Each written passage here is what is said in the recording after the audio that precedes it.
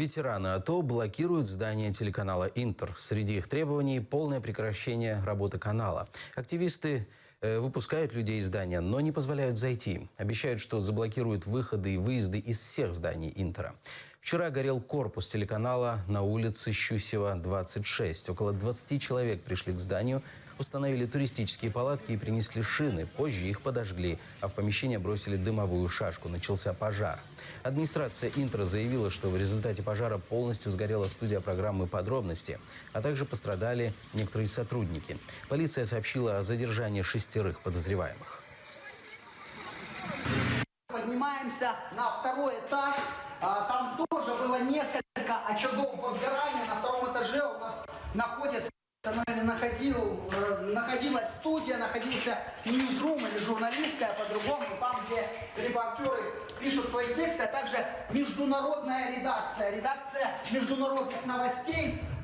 Вот мы видели с Вадимом, как сюда забегали поджигатели, и через минуту после того, как они отсюда вышли, здесь все запылало.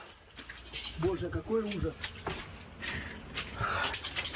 Ну вот, на данный момент редакция международных новостей просто на всю свет уничтожена.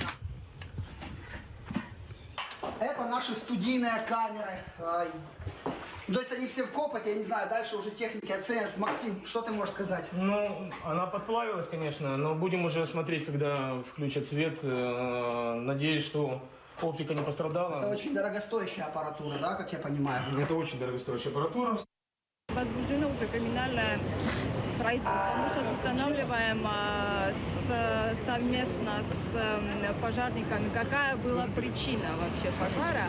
Это раз. И самое главное, вот мы вчера попросили изъять видео внутри здания, но, к сожалению, телеканал не дал видео, а сейчас сегодня мы запросим уже официально для того, чтобы мы изъяли все вот те видеокамеры, которые нам надо для следствия. Вчера мы задержали 8 человек, на которых составили админпротокола, но пока на сегодняшний день никаких задержанных нету, но идет расследование.